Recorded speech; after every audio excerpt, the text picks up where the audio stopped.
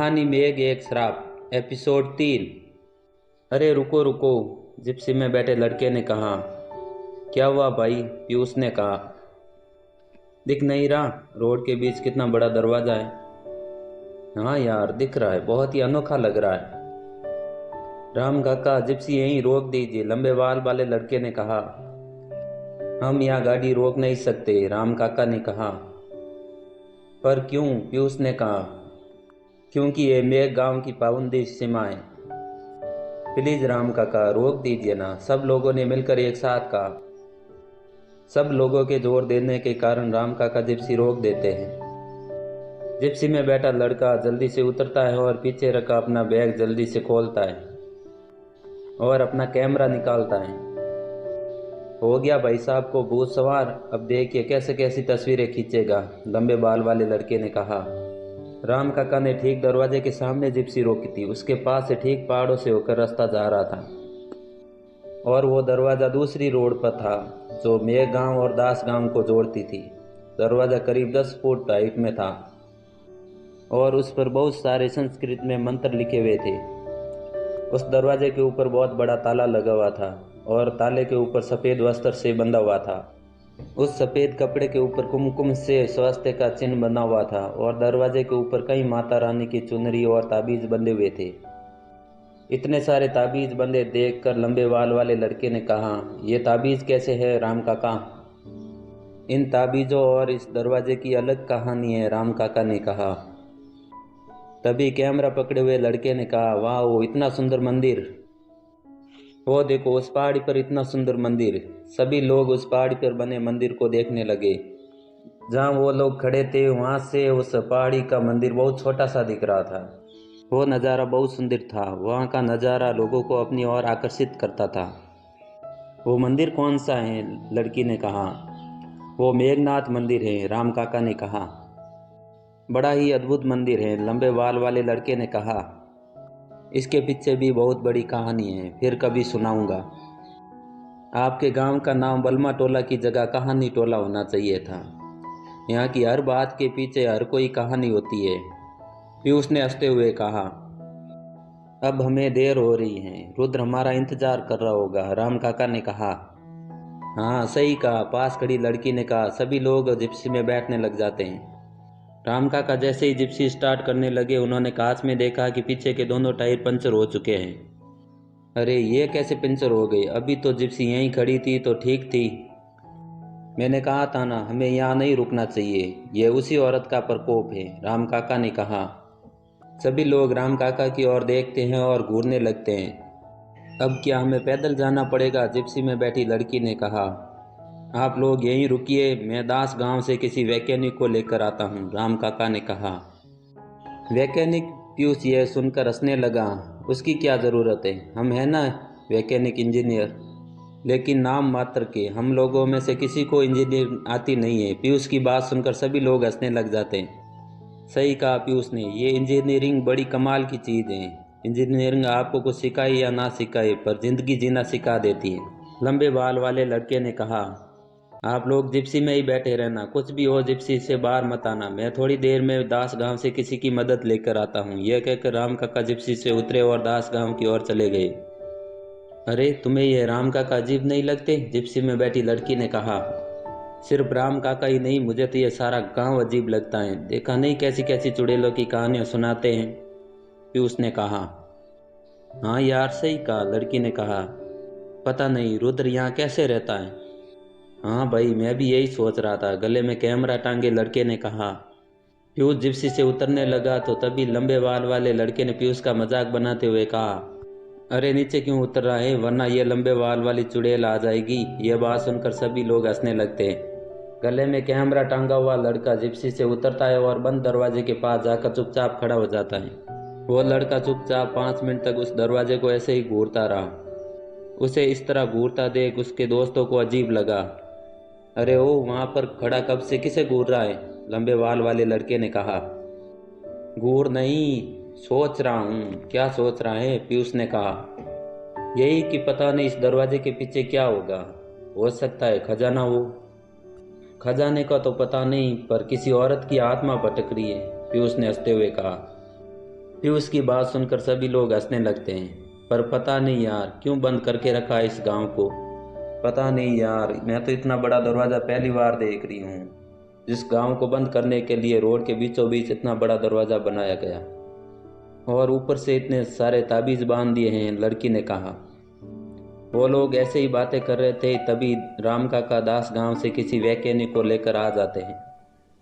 वैज्ञानिक जिप्सी का टायर निकालता है और पंचर बनाने लग जाता है। करीब आधे घंटे के बाद जिप्सी के पंचर निकाल कर टायर लगा देता है। जिप्सी के ठीक होने के बाद वो पहाड़ी वाली रोड बलमा टोला जाने के लिए निकल पड़ते हैं। रुद्र अपने गार्डन की दीवार पर खड़ा होकर मंडप का टेंट लगा रहा था, तभी उसे जिप्सी के रुकने की आवाज़ सुनाई देती है।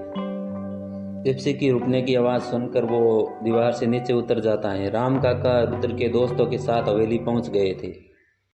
अरे तुम लोग आ गए, रुद्र ने अपने दोस्तों को देखते हुए कहा। क्यों, तुम्हें क्या लगा हम लोग भटक जाएंगे? पीयूष ने इतना कहकर रुद्र को गले लगा लिया। रुद्र बारी बारी कर अपने दोस्तों से गले मिल रहा था, तभी रुद्र की माँ और अपनी देवरानी आशा के साथ वहाँ पर आ जाती हैं। रुद्र की माँ की उम्र करीब 50 साल है और वो विधवा है, इसलिए वो अपनी मांग में सिंदूर और बहुत सारे गहने नहीं पहनती है। सफ़ेद साड़ी की जगह वो हरी साड़ी पहनती है। रुद्र एक एक करके अपने दोस्तों को माँ, चाची और चाचा जी से मिलाने लगता है। रुद्र अपने एक मोटे से दोस्त की ओर उंगली करते हुए कहा, माँ इसे मिल लिए, इसे खाने के सिवा कुछ नहीं आता है। देखिए इसकी तूंद कितनी बाहर निकली है। नहीं बेटा, ऐसे किसी का मजाक नहीं उड़ाते, रुद्र की माँ ने कहा। अब माँ इससे मिलिए। रुद्र लंबे बाल वाले लड़के की ओर उंगली करते हुए कहा, माँ इसका नाम अर्जुन है और ये पत्रकार है और इसके नाम के बड़े बड़े कॉलम छपते हैं और सुना है कि ये बहुत जल्द कहानी लिखने वाला है। नमस्ते आंटी जी, अर्जुन ने रुद्र की माँ के पैर पड़ते हुए कहा। रुद्र ने एक सांवले से लड़के की तरफ उंगली करते हुए कहा, अब माँ इससे मिलिए, ये समीर है और ये फोटोग्राफर है, मेरी शादी के फ़ोटो भी यही खींचेगा। और देखिए शराबजादे ने अभी भी कैमरा गले में लटका के रखा है।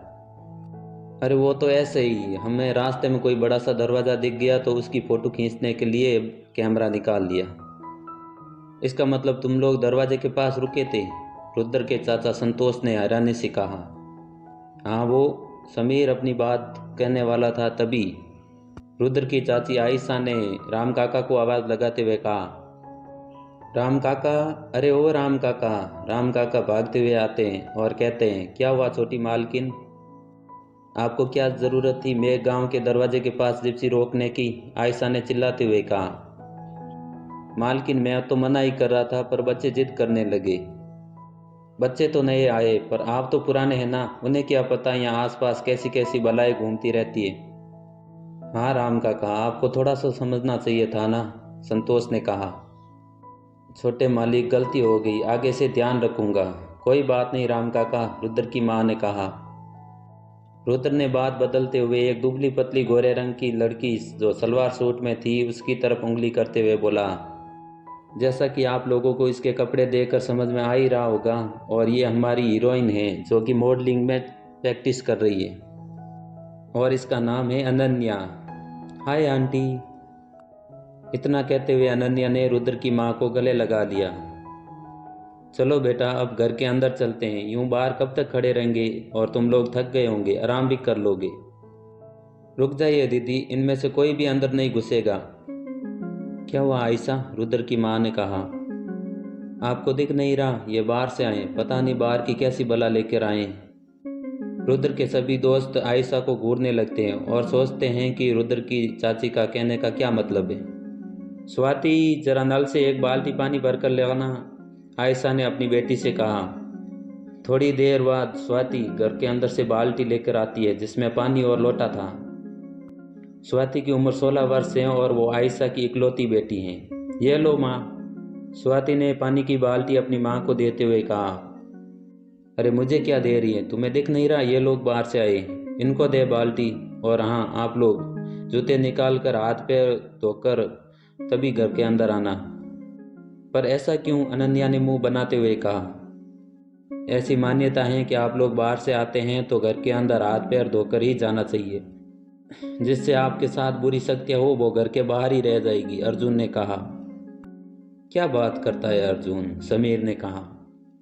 वो सही कह रहे हैं, रुद्र के चाचा संतोष ने कहा। रुद्र के सभी दोस्त जूते निकालते हैं और हाथ पैर धोने लगते हैं। सबके पैर धुल चुके थे। चलो बच्चों, अब घर के अंदर चलो जल्दी से, तुम लोग थक गए होंगे और भूख भी लगी होगी ना, रुद्र की माँ ने कहा। हाँ आंटी, आपने सही कहा, मुझे तो तब भी भूख लग गई थी जब मैं गोंदिया स्टेशन पर उतरा था। बेटू तुम्हें तो लगेगी ना, क्योंकि तुम 5 लोगों का खाना अकेले जो खा जाता है, अनन्या ने कहा। अनन्या के ऐसा कहने के बाद सभी लोग हंसने लगते हैं और घर के अंदर जाने लगते हैं। सफ़ेद रंग की रुद्र की एक बहुत पुरानी हवेली थी, पर अभी भी ऐसी चमक बिखेर रही थी कि जैसे अभी अभी बनी हो। तो दोस्तों, आपको कैसी लग रही है कहानी, कमेंट करके ज़रूर बताएं और इस कहानी के आगे के भाग जल्दी से सुनने के लिए हमारे चैनल को सब्सक्राइब ज़रूर करें। हमारे राधे कृष्ण यूट्यूब चैनल पर सभी प्रकार की कहानियाँ आती रहती हैं, जिसमें भक्ति भाव की कहानियाँ भी होती है।